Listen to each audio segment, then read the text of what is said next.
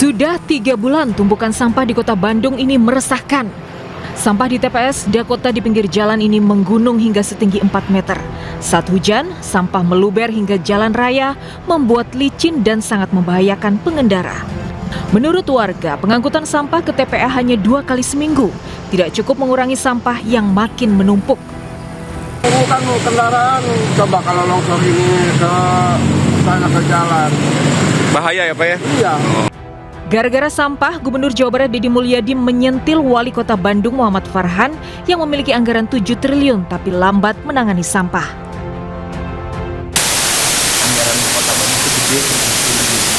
Itu sangat dimungkinkan untuk menyelesaikan masalah sampah dengan cepat dengan alokasi yang dimiliki.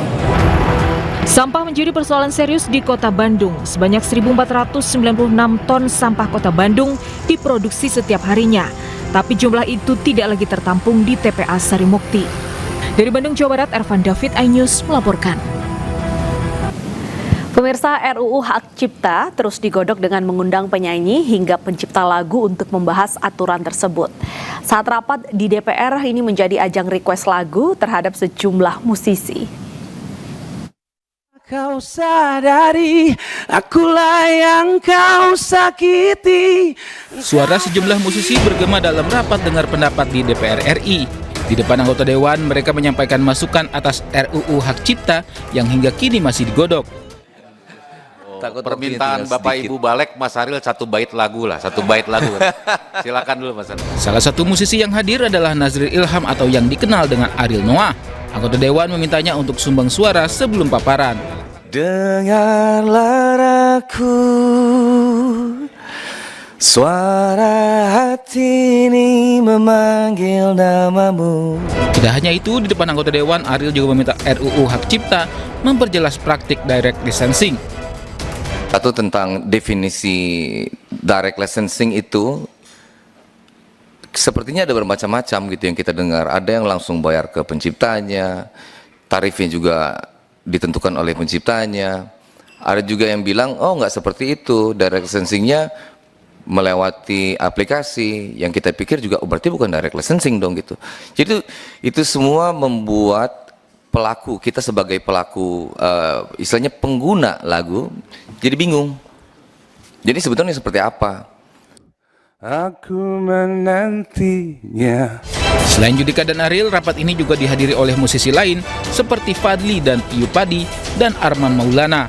Mereka berharap RUU ini memberikan keadilan tak hanya bagi penyanyi, pencipta lagu, hingga distributor.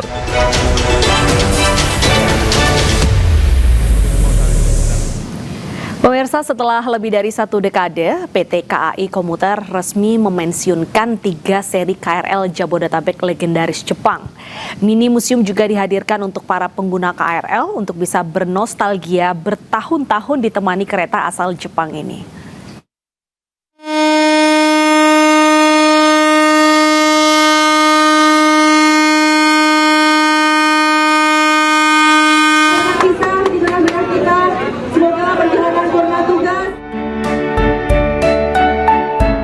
Suasana haru menyelimuti stasiun Jakarta Kota saat 3 seri KRL legendaris asal Jepang menutup perjalanan terakhirnya. Ketiga KRL ini adalah seri 7000, seri 8500 atau dikenal Jalita, dan seri 203 yang bertahun-tahun melayani jutaan pengguna komuter lain di Jabodetabek. Sarana KRL asal Jepang ini beroperasi di wilayah Jabodetabek sejak 2006 dan 2010. Kereta-kereta ini menjadi saksi pertumbuhan kota dan kemajuan industri perkereta-apian nasional. Hingga saat ini KAI Komuter telah mengoperasikan 400 unit KRL Jalita dan telah berhenti beroperasi pada bulan ini. Sementara itu 170 unit seri 203 telah dioperasikan dan berhenti sejak September kemarin. Sedangkan KRL seri 7000 ada di Indonesia sejak tahun 2010 sebanyak 40 unit dan beroperasi selama 15 tahun sebelum harus berhenti beroperasi kemarin. Selain momen seremonial perpisahan ini, KAI Komuter juga hadirkan mini museum dengan menggunakan sarana KRL seri 8500 atau dikenal dengan KRL Jalita. Pengguna KRL bisa melihat secara langsung perjalanan operasional sarana KRL seri-seri tersebut. Mini museum ini bisa dikunjungi di Stasiun Jakarta Kota hingga Minggu 16 November mendatang, dibuka secara gratis. Pesawat kargo militer Angkatan Bersenjata Turki jatuh di wilayah Georgia dalam perjalanan pulang dari Azerbaijan dan penyebab jatuhnya pesawat ini masih dalam penyelidikan.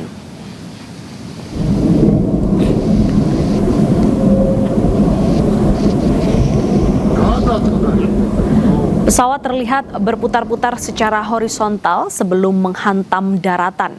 Pesawat meledak dan terbakar usai jatuh, memunculkan asap hitam pekat. Pesawat C-130 Hercules buatan Lockheed Martin itu membawa total 20 personel, termasuk awak pesawat. Pesawat hilang kontak saat masuk wilayah udara Georgia. Pesawat juga tidak mengirim sinyal bahaya sebelum hilang. Penyebab jatuhnya pesawat, pemirsa, hingga saat ini masih diselidiki.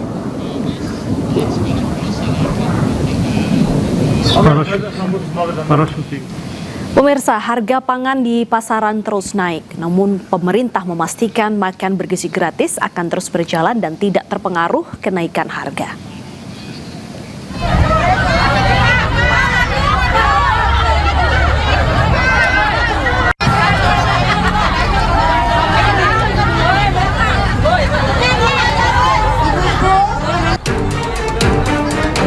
Ratusan emak-emak berebut paket pangan murah yang digelar Pemkot Tangerang. Warga yang berasal dari sekitar Cikupa, Tangerang, Banten rela antri berjam-jam demi bisa menebus paket pangan murah.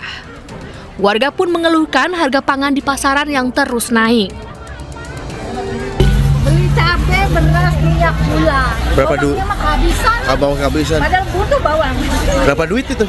Semuanya? Ini semua 47.000. Kalau beli di pasar dapat kayak itu? Enggak. Lebih mahal. Sementara itu, pemerintah terus berupaya menjaga stabilitas harga pangan guna menyukseskan program makan bergizi gratis. Pemerintah meminta peternak dan petani untuk tingkatkan produksi guna memenuhi kebutuhan pangan nasional. Karena kan harga telur, daging ayam sudah mulai sedikit naik ya. Itu dikarenakan salah satunya dikarenakan demand dari MBK kan cukup banyak meningkat. Oleh karena itu saya koordinasi dengan kepala daerah, kemudian dengan Menteri Pertanian untuk mendorong para peternak ayam, ras dan telur ya untuk bisa memperbanyak produksi dan suplai mereka. Saat ini berdasarkan Pusat Informasi Harga Pangan Strategis, daging ayam ras dijual berkisar Rp37.450 per kilogram. Sedangkan harga telur ayam berkisar Rp31.500 per kilogram. Tim Liputan iNews melaporkan.